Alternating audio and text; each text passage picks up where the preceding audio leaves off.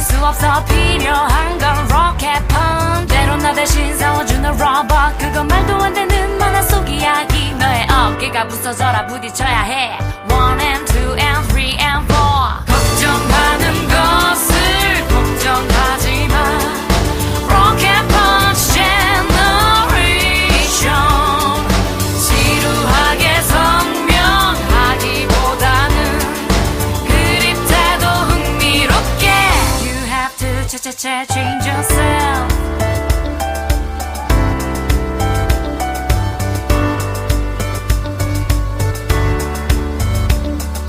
대체 왜 그래 뭐가 부끄럽다고 딱딱해지는 몸짓 빨개지는 얼굴 삶은 언제나 그렇듯 오르막 내리막 tricky freaky breaking my heart 누가 뭐래도 무거운 신념만한 너의 가슴 속 깊이 못을 박아두고 그거 밴 머리 돌리는 건 바로 나 Captain Whale 5 and 6 and 7 and 8 걱정하는 것을 걱정하지 마 Rocket Punch Generation 지루하게 선명하기보다는 그립대도 흥미롭게 You have to change yourself Oh love me and love you 이보다 더 좋을 순 없으니 Hold me and I hold you 또 이보다 더 나빠진다 해도 우리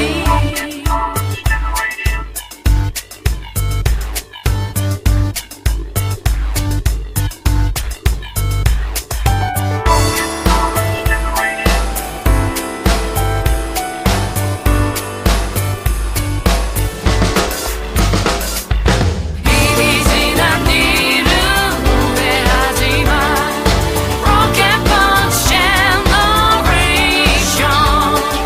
불안할 것 없어 다가올 일도 중요한 건 바로 지금 I have to change my You have to change your We have to change our say yeah 걱정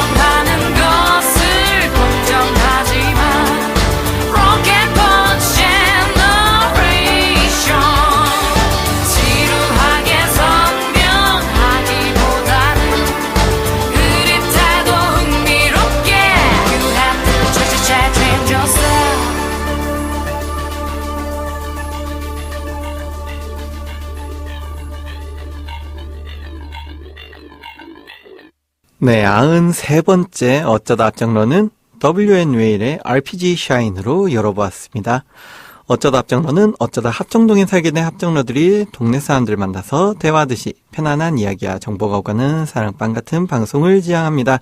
SNS에 올라오는 하플 합정이 아닌 진짜 합정동 이야기를 함께 나누고 싶습니다. 저는 어쩌다 합정동에서 7년 동안 살았었던 명예 합정러 IND입니다.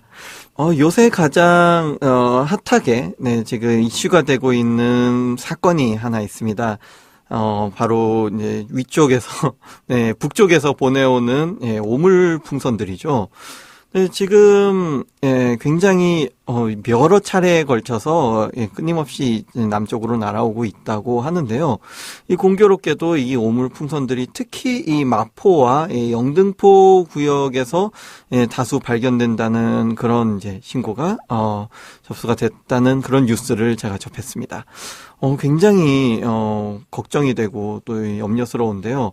심지어 일부는 그 용산 대통령실에도 이제 3개가 발견됐다는 뉴스까지 나오니 그냥 과연 북한과 그렇게 심리적으로나 지리적으로 그렇게 멀리 떨어져 있지 않은 서울, 특히 여기 마포 구민들의 마음에는 굉장히 많은 심려가 있을 것 같습니다. 지금이야 전혀 뭐 쓸데없는 쓰레기나 오물, 분뇨 등을 담은 이제 풍선이 날아오고 있다곤 하지만 거기에 뭔가 다른 나쁜 것이 실려온다면은 굉장히 큰 문제가 되는 거니까요.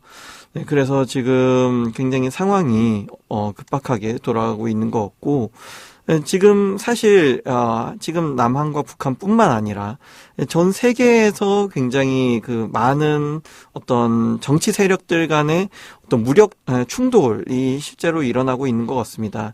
다들 아시다시피 이제 러시아와 우크라이나는 1년 넘게 지금 전쟁을 계속하고 있고요.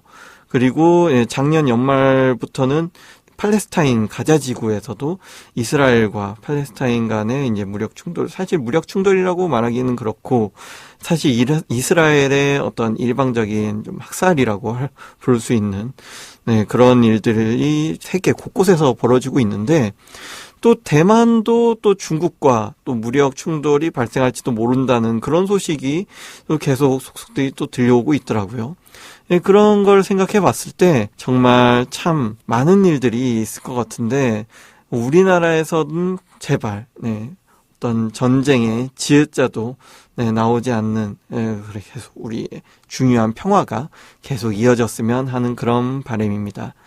사실 이 서울이 북한과는 한 60-70km밖에 떨어져 있지 않기 때문에 이미 우리는 6월 25일에 1950년에 이미 한번 그런 일을 겪은 적이 있기 때문에 저희는 앞으로는 절대로 전면전이 일어나서는 안 된다는 그런 인식을 모두가 공유하고 있다고 믿어요. 다시는 앞으로 그런 전쟁 같은 끔찍한 일이 한반도에서 일어나지 않기를 계속 기원하면서, 또 우리 몸도 스스로 또 지켜야 하기 때문에 이런 국가안보 관련된 뉴스도 저희가 관심 있게 지켜보는 것이 좋겠습니다.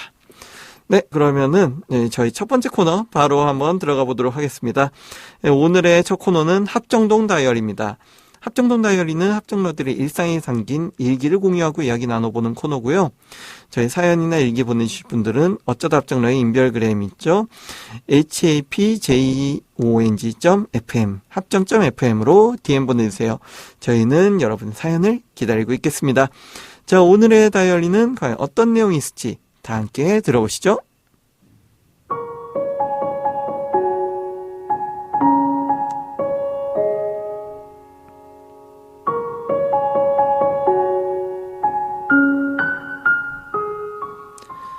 인생 역전의 대명사가 된 로또 복권.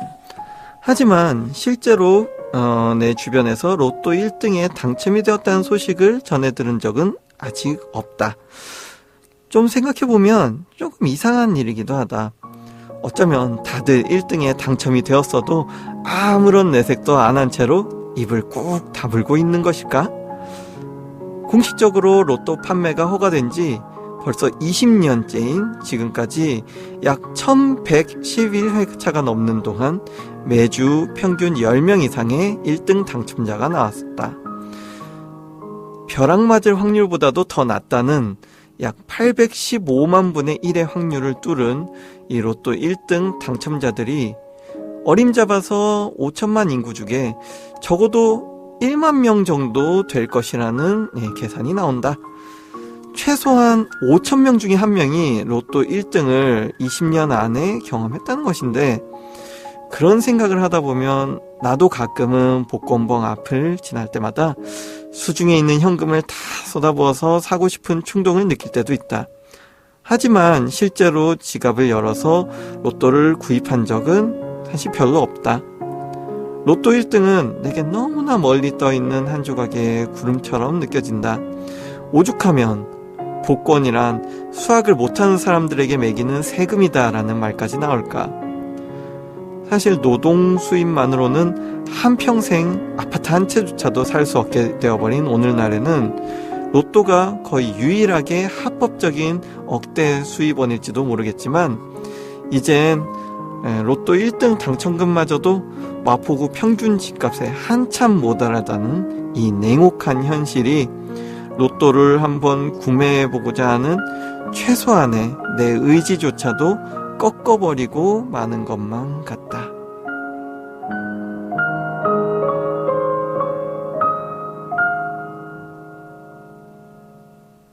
네, 오늘의 사연은 로또 복권에 대한 제 일기였습니다. 사실 여러분들은 얼마나 로또를 사시는지는 모르겠지만, 저는 사실 제 평생에 로또를 직접 사본 경험이 한 10번 넘을까 말까? 네, 별로 그렇게 많지는 않아요. 네, 그래서 저는 제 주변에도 아마 다들 그럴 것이다라고 생각을 했는데, 주변 사람들한테 또 한 번씩 물어보니까 의외로 로또 복권을 거의 매주 산다는 분도 계셨고요. 생각날 때마다 또는 기회가 될 때마다 사신다는 분들도 계시더라고요.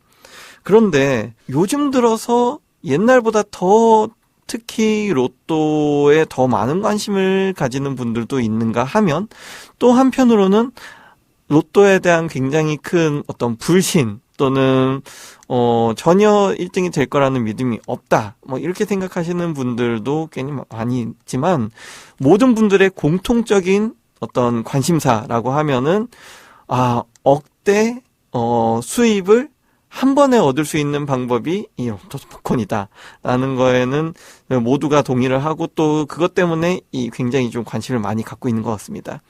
사실 요즘 옛날부터도 물론 모두의 관심사가 재테크이긴 했죠. 7, 80년대 이후 또는 90년대, 2000년대 이후로 이 주식 광풍이 분 적도 있고, 또 부동산 또 광풍도 또 많이 이제 우리나라를 휩쓸면서 주식 또는 부동산이 진짜 큰 돈을 벌 수 있는 거의 유일한 방법이다, 이제 그런 인식이 좀 많이 퍼졌던 것 같기도 하고요. 또 한편으로는 완전히 그런 것들은 다 리스크도 있고 위험하다, 그냥 개인 사업을 벌여야 된다, 이렇게 생각하시는 분들도 있는 것 같고요. 또 어떤 분들은 주식, 부동산, 사업 다 아니다, 코인이다, 이렇게 말씀하셨던 분들도 계시고, 다양한 방법들로 어떻게든 억대 수입원을 만들어 보고자 열심히 노력하시는 분들이 많은 것 같은데, 근데 생각해보면은 우리에게 왜 억대 수입원이 필요할까? 이 부분을 좀 깊이 생각해 본 적은 없지 않을까, 이런 생각이 들더라고요. 왜 억대 수입원이 갑자기 우리에게 필요해진 걸까? 사실 10년, 20년 전만 해도 억대 수입원이라는 거는 사실 거의 그 누구에게도 뭔가 이렇게 쉽게 와닿지 않은 금액이었어요. 왜냐하면은 지금도 우리나라 평균 월급 월급쟁이들의 수입원을 평균으로 봤을 때 한 300에서 400만 원 정도를 어떤 평균 중간치로 보시는 분들도 계시고, 또 그냥 중위값으로 계산했을 때는 한 250만 원 정도다라는 통계도 있더라고요. 실질적으로는 우리나라의 어떤 최저임금이 최저임금으로 계산을 했을 때 한 달 수입이 약 한 180에서 190만 원 정도로 계산이 된다고 치면은, 보통 사람들의 이 어떤 노동으로 인한 수입은 많아봤자 500만 원을 넘기기가 그렇게 흔한 일은 아닌 것 같다라는 게 이제 중론이죠. 그런데 한 달에 500만 원을 순수익으로 번다면은 상당히 많이 버는 축에 속합니다.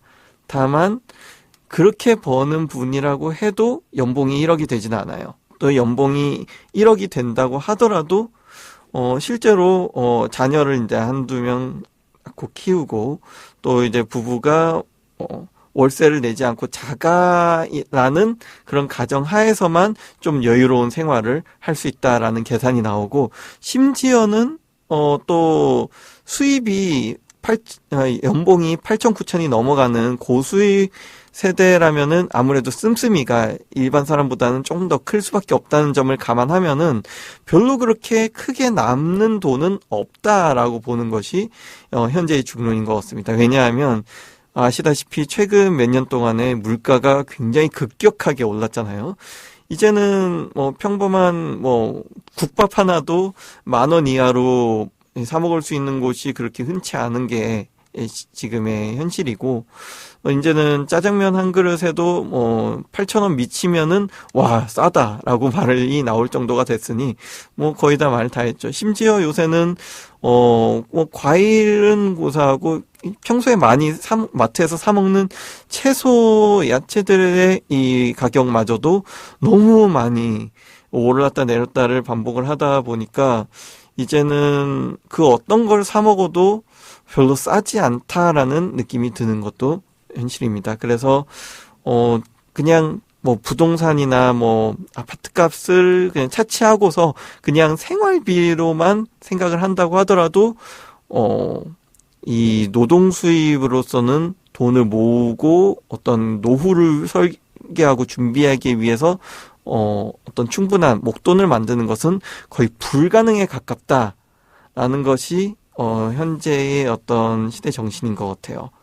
그렇기 때문에 사람들이 억대 수입원이 아니면 결코 평범한 사람이 노후를 편안한 노후, 안정적인 노후를 보장할 수 없다라고 생각을 하는 거죠.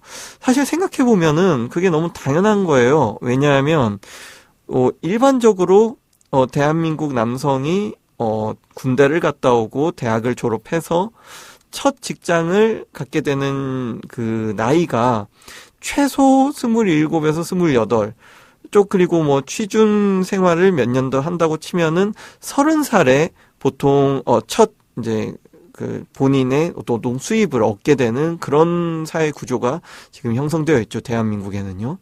그런데 평균적으로 잡아서 30이라고 쳤을 때 보통 우리가 40대 중반에 이제 명예퇴직을 하게 되는 경우가 굉장히 흔해졌고, 좀 더 오래 버틴다고 하더라도 50대 초반 정도라고 생각을 할 수 있겠죠.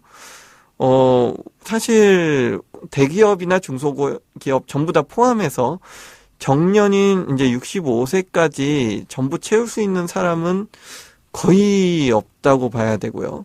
있다고 해도 공무원이나 공기업 정도가 되겠죠. 그 수는 굉장히 소수고요.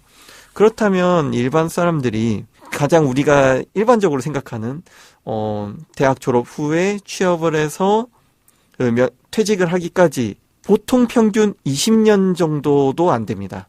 30살에 취업을 해서 50살에 명예퇴직을 한다고 봤을 때 겨우 20년 정도의 고정 수입으로 앞으로 남은 거의 한 90세까지 바라보는 이 평균 수명을 감안하면은 최소 퇴직 이후 40년 정도를 먹고 살아야 하는 수입을 갖고 있어야 되는 거죠. 20년을 일해서 총 60년을 먹고 산다? 이게 상식적으로 불가능하겠죠. 네, 그냥 물론 러프하게 계산한 거긴 하지만 그 말인즉슨 우리가 보통 일반적으로 생각하는 노동으로 얻는 월급, 고정 수입에 기대는 재테크라는 것이 얼마나 허상에 가까운가라는 그런 인식을 우리가 좀 가져야 될 필요가 있다는 거죠. 물론 이제 모두가 아시고 계시다시피 10몇 년 전부터 이런 인식은 널리 퍼져 왔고, 그리고 그것 때문에 사람들이 이제 재테크를 이제 많이 시작을 했는데 그 재테크라는 게 아까 제가 말씀드렸던 주식, 부동산 같은 투자나 코인 투자나 아니면 개인 사업 같은 게 될 수 있겠죠. 그런데 이 중에서 리스크 없이 안정적인 수익을 꾸준히 얻을 수 있는 그런 재테크가 과연 있을까요?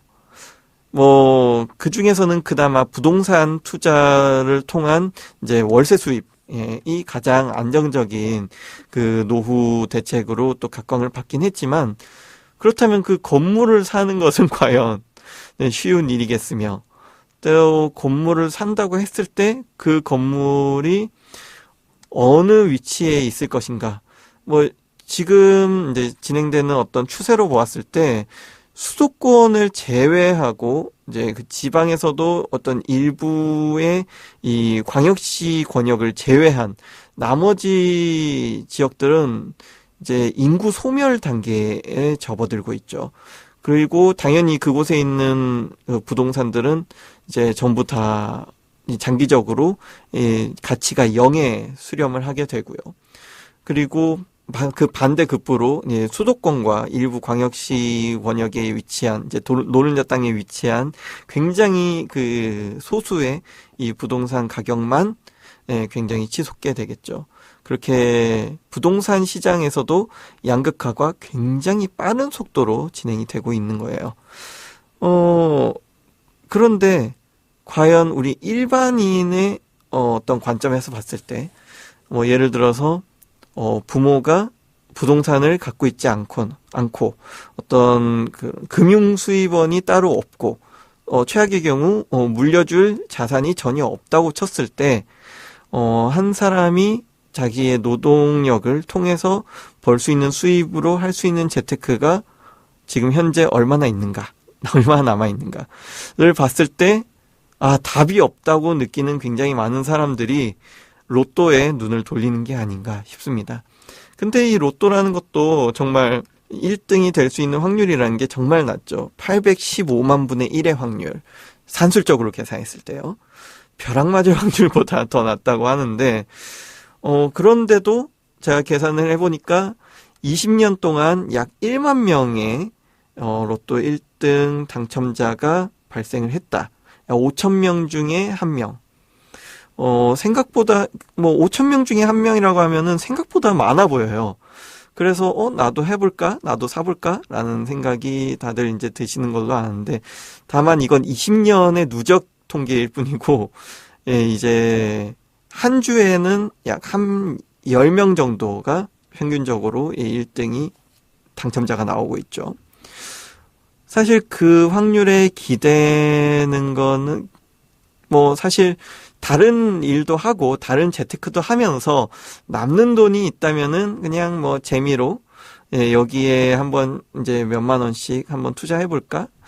사실 이걸 투자라고 부를 수 있을지도 모르겠어요. 대부분은 낙첨이 되니까요.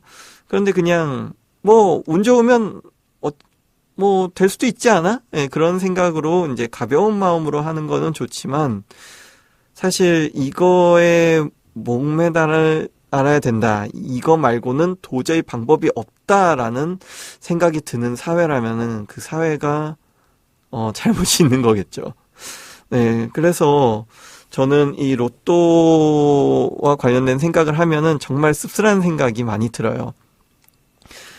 왜 우리가 이 지푸라기 같은 그 정말 그 희소한 그 가능성에 목을 매야 되는 것일까?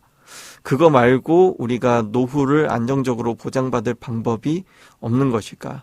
근데 또 생각해보면은 요새 로또 1등 당첨금이 10억 언저리 금액입니다. 물론 이제 세금을 제외하고는요.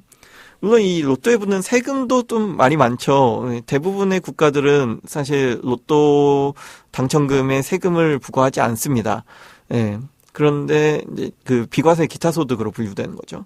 근데 우리나라는 이제 과세를 합니다. 약 한 33% 정도 되는 세율이 붙고요. 그래서 20억 정도 되는 이 금액으로 당첨될 경우 실제로 이것저것 떼고 실제로 이제 수령하는 금액은 한 13억 정도가 되는 거죠. 그리고 이 13억이 어느 금액이냐면은 현재 마포구 아파트의 평균 가격입니다. 근데 지금까지 로또가 로또 1등 당첨금 중에 최저 당첨 금액이 얼마냐 찾아봤더니 겨우 4억 원이더라고요. 물론 이제 4억 원이 이제 겨우라는 말을 붙여도 되느냐라는 건 조금 뭐 논란의 여지가 있겠지만 로또 1등에 당첨이 됐는데 4억 원이면은 너무 아쉽지 않을까요? 4억 원이면은 마포구에서 빌라 하나도 구매하기 어려운 금액인데 과연 이게 정말 맞는 것일까? 라는 생각이 들고요. 예전에는 로또 한번 당첨되면은 한 30억, 40억, 50억 원도 수령을 할 수 있으니까 야, 이 정도면은 인생 역전 가능하지 않냐? 사실 50억 원이 내 수중에 있으면은 거의 그 이후로는 지금 아무리 저금리 시대였다고 해도 지금은 고금리니까 또 얘기가 다르긴 하지만 50억 원이 수중에 있으면은 사실상 평생 노동을 하지 않아도 그냥 금융소득만으로도 충분히 먹고 살 수가 있어요.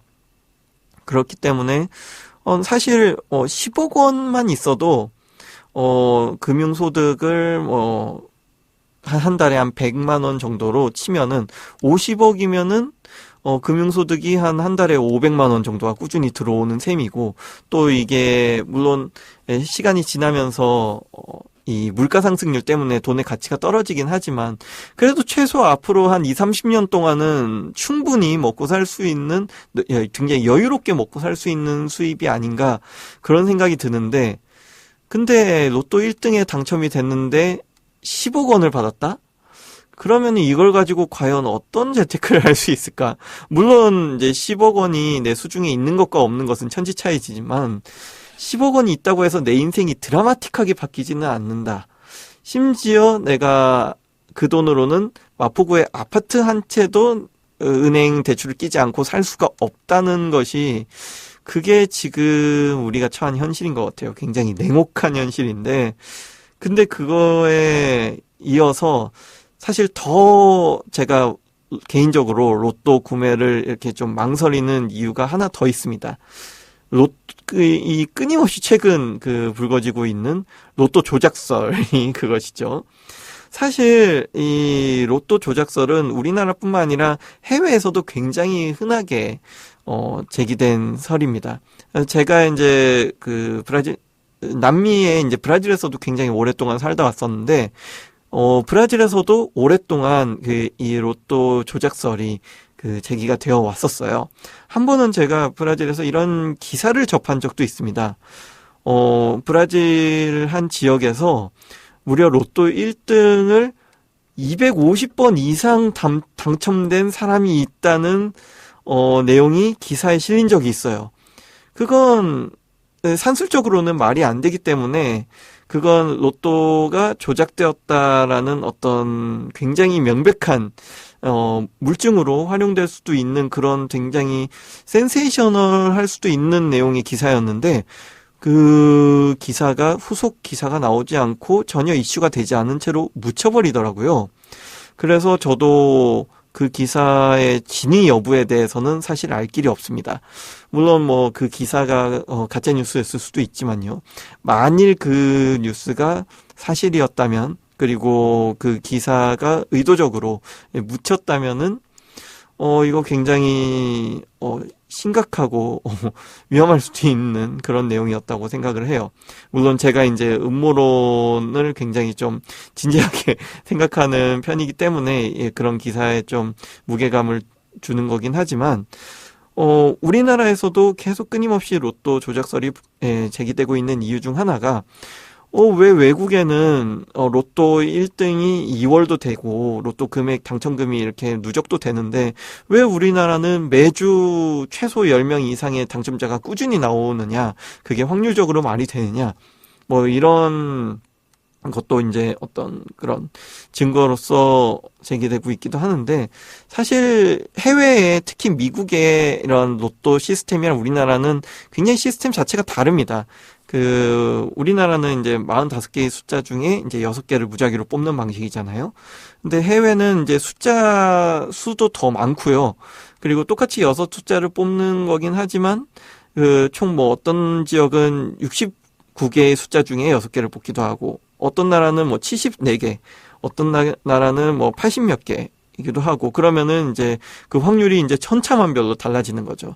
그래서, 이제 단순 이제 확률 계산으로 봤을 때, 미국 로또의 당첨 확률이 우리나라 로또의 당첨 확률보다 무려 3000분의 1 정도 수준밖에 안 될 정도로 더 미국에서는 로또에 당첨되기가 어렵다고 합니다.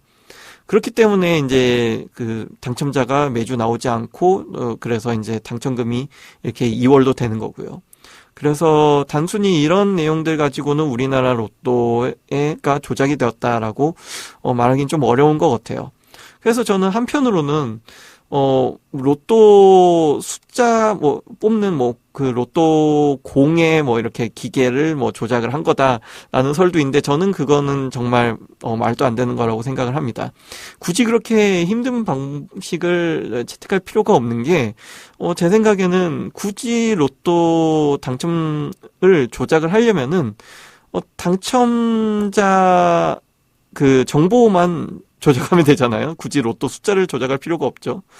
예, 그냥 로또 당첨자 리스트에 내가 원하는 사람을 몇 명 끼워 넣는 게 훨씬 더 쉽게 로또를 조작할 수 있는 방법이 아닌가. 그냥 제가 혼자 생각해본 바보 같은 생각이었습니다. 왜냐하면 이것도 그렇게 사실 가능성은 별로 없는 게, 지금 알려진 바로는 로또 이 당첨자 명단이나 또는 숫자 요런 시스템을 해킹을 하려면 최소 5개가 넘는 서버를 한꺼번에 해킹을 해야 된다고 하더라고요. 근데 그리고 그걸 이제 로또 판매가 중단되고 그 로또 번호를 뽑고 그걸 공개하는 35분 사이에 그 5개 혹은 6개의 서버를 전부 다 해킹을 해야 가능하다는 건데, 그래서 이제 불가능에 가깝다라는 것들이 이제 전문가의 중론이더라고요. 근데 저는 사실 음모론을 굉장히 좋아하는 그런 사람의 입장으로서, 그게 과연 불가능하기만 할까? 또는 제가, 물론 이제 해킹에 완전히 문외한이기 때문에 이런 생각을 할 수도 있는 거긴 하지만, 그런 생각을 하다 보면은 더 심란해져서, 로또 이거 굳이 사야 되나? 그런 생각을 해본 게 있는 것 같습니다. 그래서 결국에는 우리 사회가 인생 역전 없이는 이 평범한 안정적인 노후조차 기대하기 힘든 현실을 살아가고 있기 때문에 지금 이 로또에 대한 어떤 사회적 관심이 더 커지는 게 아닐까, 그런 생각을 한번 해봤습니다. 네, 로또에 대한 장황한 얘기는 일단 여기까지 하고요.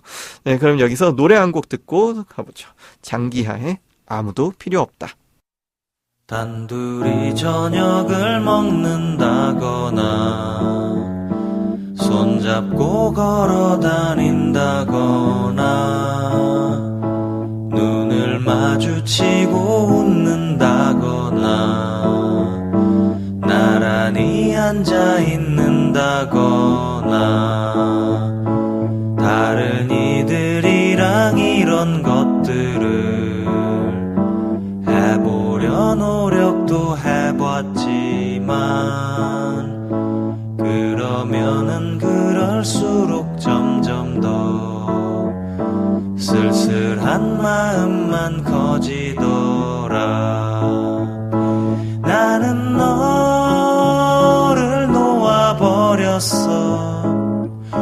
우산이 돼주질 못했어.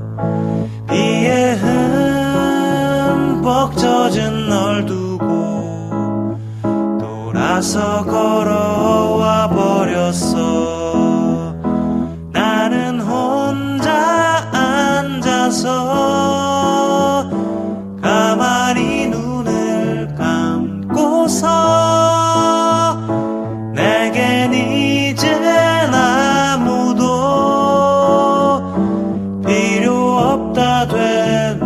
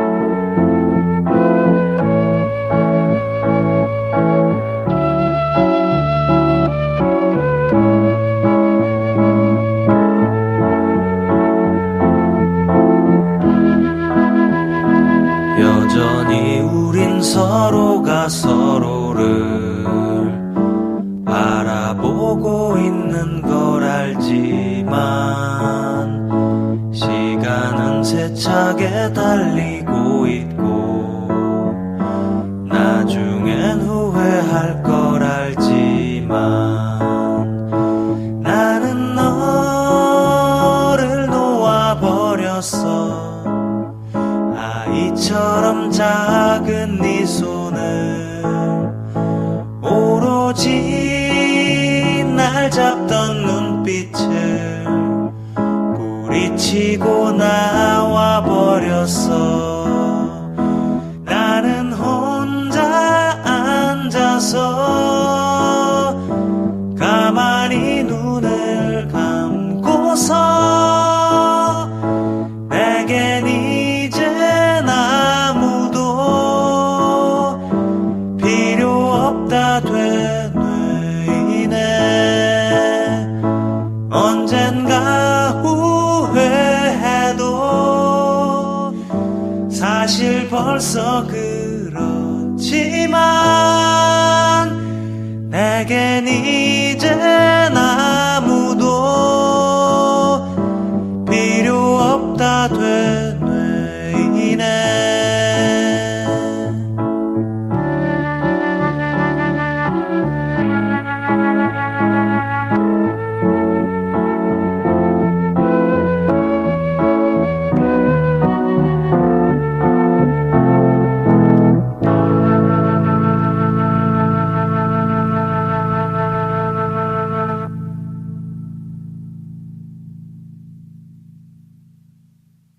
네, 이번에는 합정러가 추천하는 문화 콘텐츠를 소개하는 시간, 합정동 문화센터입니다. 네, 오늘의 주자는 바로 영화 정욕인데요.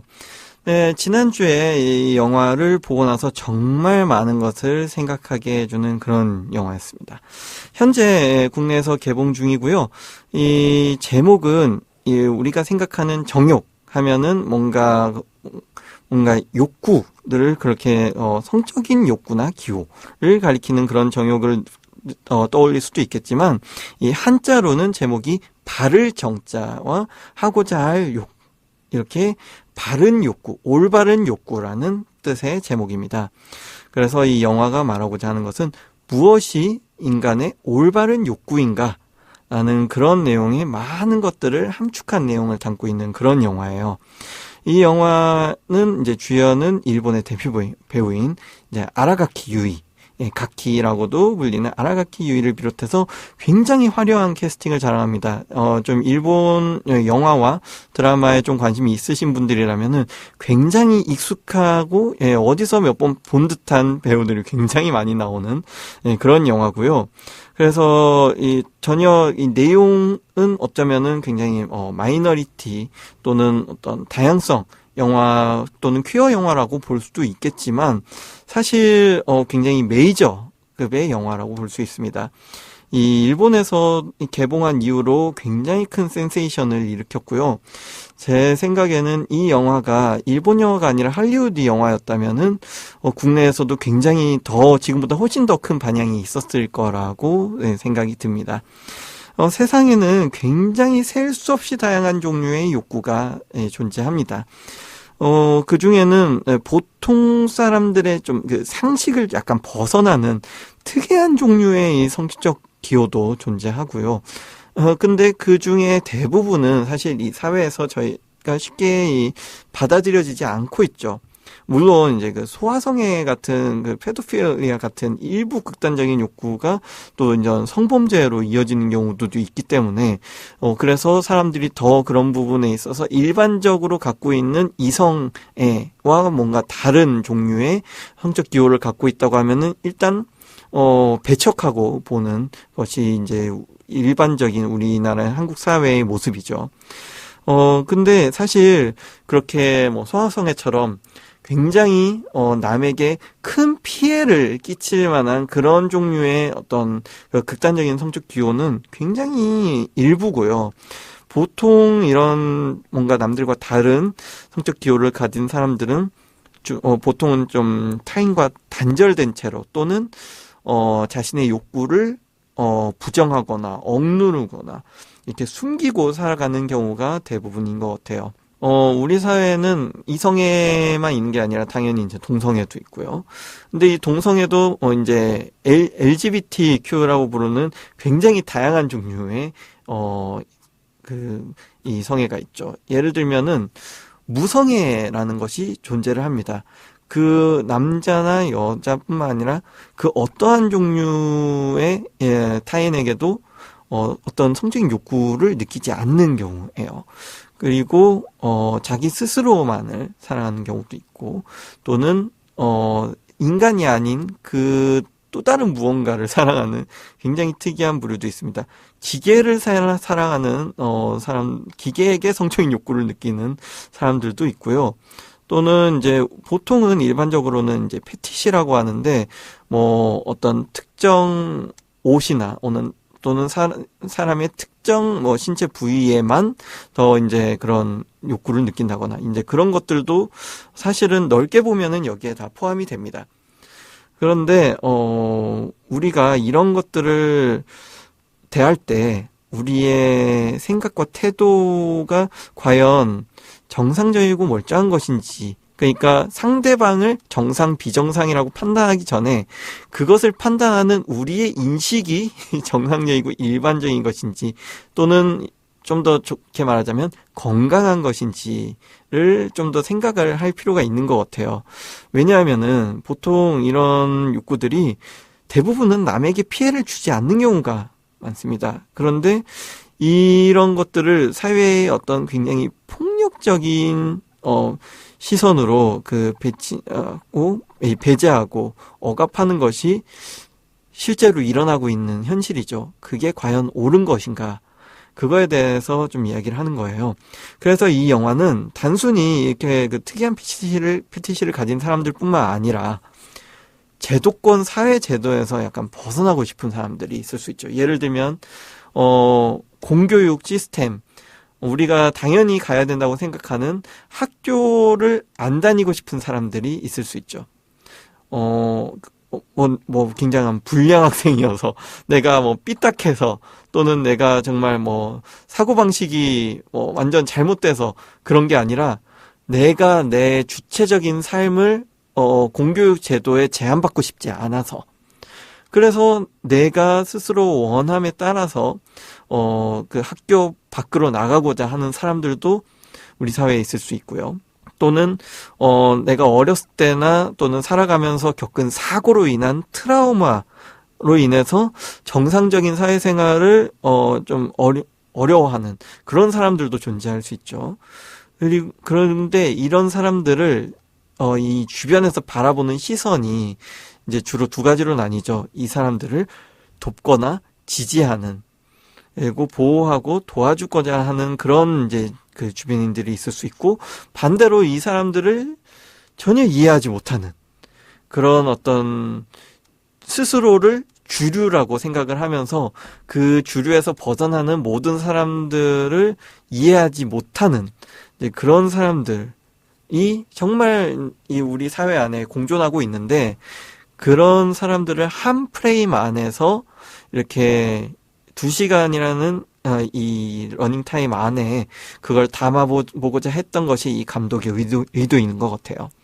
그래서 이 성숙하고 건강한 사회가 가져야 되는 진정한 다양성이 무엇인가, 그리고 그것을 우리가 어떻게 대해야 되는가, 그리고 내 스스로가 주류가 아닐 경우에, 그렇다면은 지금 이 미성숙하고 또는 건강하지 않은 한국 사회 속에서 나의 이 스탠드는 어떠해야 되는가, 나의 자세나 태도는 어떠해야 되는가, 이런 부분들도 우리가 이 영화를 보면서, 물론 일본 영화긴 하지만 저는 한국 사회도 전혀 별다를 게 없다라는 그런 생각이 들더라고요.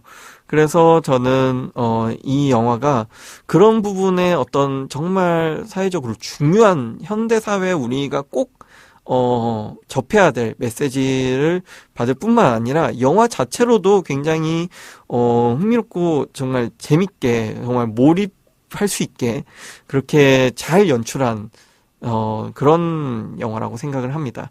왜냐하면 이 정말 영화 자체가 단순히 메시지만 전달하고자 하는 영화라면은 그렇게 그 영화를 보고 났을 때 전혀 그 마음이 동요되거나 그 움직이지 않을 수가 있어요. 종종 그런 작품들이 있죠. 작가나 또는 감독이 어떤 메시지를 전달하고자 하지 그 작품 자체의 퀄리티에 별로 그렇게 신경을 안 쓰지 못한 경우가 종종 발생하는데 이 영화는 그렇지 않습니다. 영화 자체로도 굉장히 저는 몰입하면서 재밌게 봤고요. 그런 와중에도 그 감독이 전하고자 하는 메시지를 굉장히 효과적인 방법으로 저희에게 전달이 되었다. 그래서 저는 올해 이제 상반기에 본 영화 중에 저는 뭐 듄 2나 뭐 퓨리오사나 이런 대작들도 많았지만 그런 영화들 이상으로 정말 저에게 올해 상반기에 본 영화 중에 가장 감명 깊은 영화가 무엇이었냐라고 하면은 저는 이 영화 정욕을 뽑겠습니다. 그래서 혹시 아직 보지 못하신 분들이나 관심이 있으신 분들이라면 꼭 한번 보셨으면 하는 그런 바람이 있고요. 이 134분이라는 러닝타임이 정말 전혀 길게 느껴지지 않았습니다. 그래서 저는 이런 영화들이 좀 더 많이 나왔으면 하는 바람이 있어요. 이게 사실 일본뿐만 아니라 우리나라에서도 이런 영화들, 이런 수작들이 많이 나왔으면 하는 바람이고요. 또 단순히 그 재밌는 영화를 봤다 에서 끝나지 않고 우리 사회가 이런 주제에 대한 담론을 좀 만들어 갔으면 하는 바람이 있습니다. 우리가 특히 한국 사회가 그런 것 같아요. 주류에서 벗어나면 큰일 난다라는 생각을 갖고 있는 사람들이 정말 많죠.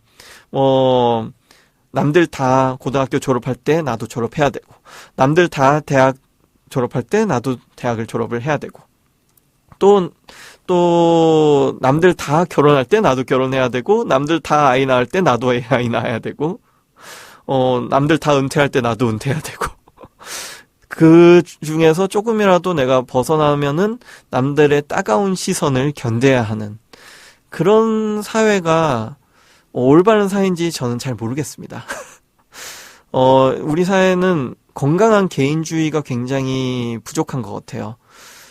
그리고 개인주의와 공동체주의가 둘 다 뚜렷한 장단점이 있잖아요. 근데 우리나라는 개인주의의 단점과 공동체주의의 단점을 둘 다 갖고 있는 사회가 아닐까? 그래서 우리 사회가 이렇게 이 전반적으로 스트레스가 쌓여 있고 이 심적인 여유를 갖지 못한, 경제적인 여유조차도 함께 잃어가고 있는 그런 방향으로 가고 있지 않은가 하는 생각이 들어서 저는 요즘 굉장히 좀 걱정이 많습니다. 그래서 이런 생각을 저희가 하지 않을 수 있도록 그런 좀 훌륭한 사회가 만들어진다면은 우리도 뭔가 우리 자신의 삶의 어떤 퀄리티도 더 좋아질 뿐만 아니라 지금 바닥을 치고 있는 출산율도 자연스럽게 해결이 되지 않을까?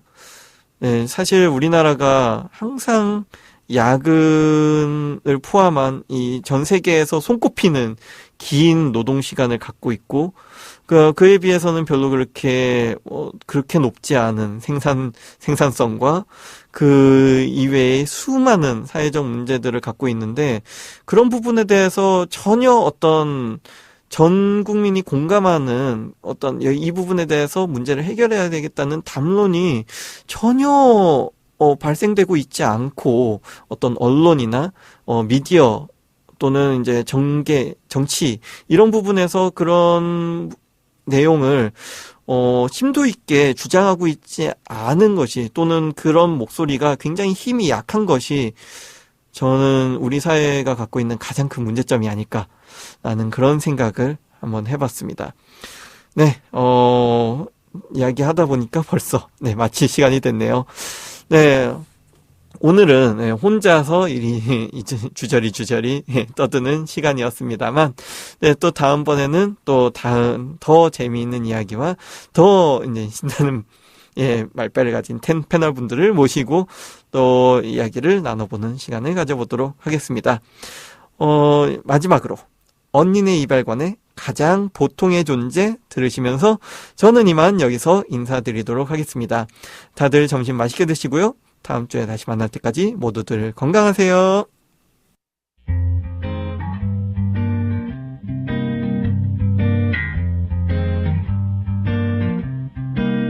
관심을 애초로 떠나보내고 내가 온 별에서 연락이 온지 너무 오래되었지.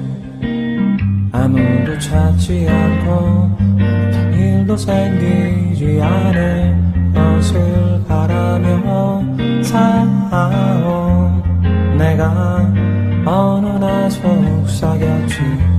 나도 모르게 이런 큰일이다.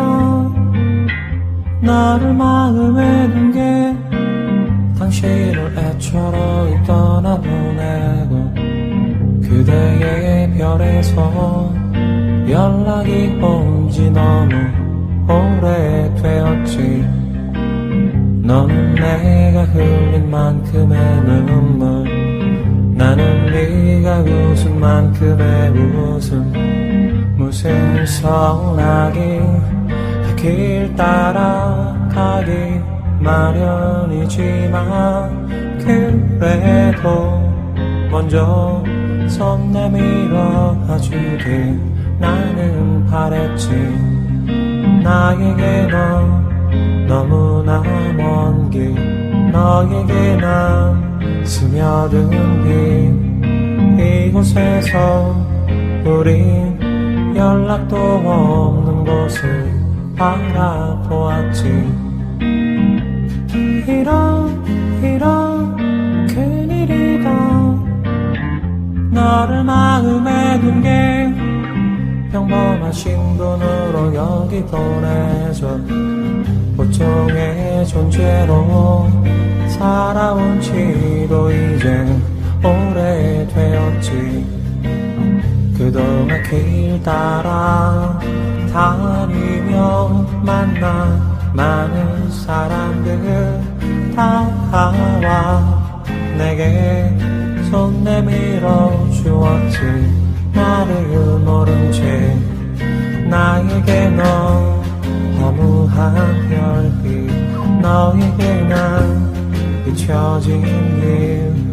이곳에서 우린 변하지 않을 것을 약속했었지. 이런 큰일이다. 너를 마음에 둔 게 이런 큰일이다. 나를 너에게 준